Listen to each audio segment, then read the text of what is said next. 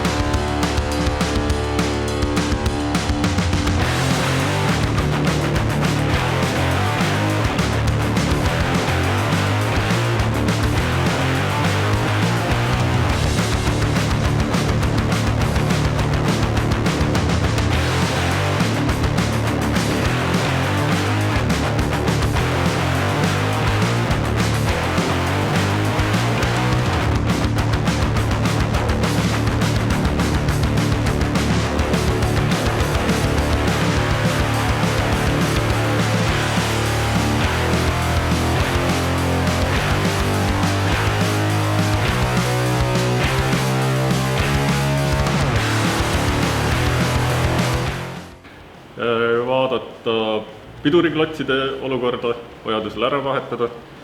Tulebki vaadata, et kas seda piduri friktsioonkatet on veel piisavalt. Võib juhtuda ka, et piduriõli tuleb ära vahetada, kui see on liiga vanaks läinud. Soovitatakse kas 2 aasta tagant vahetada, erinevaid selliseid lähenemisi on, aga mina teeks lihtsalt visuaalselt, kas ta on selge ja puhas.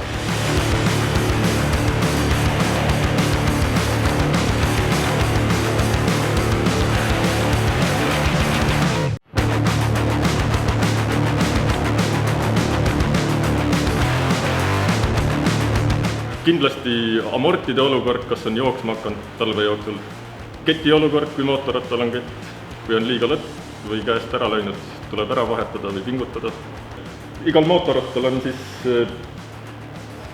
ära määratud, et palju see kett siis peab seal lõtkuma sentimeetritega, tuleb üle kontrollida, pingutada ta õigesse vahemikku. Ja samuti hammasrataste olukord, et kas on läinud selliseks kuusepuuks teravaks ära, et siis tuleb ära vahetada. Ja visuaalselt, üleüldiselt, kas midagi ripendab kuskilt, juhtmed katki, igasugu pisidetailid üle käia. Selle siis kindlasti tuleb kontrollida kõik need tuled, signaalid üle, et kõik töötaks.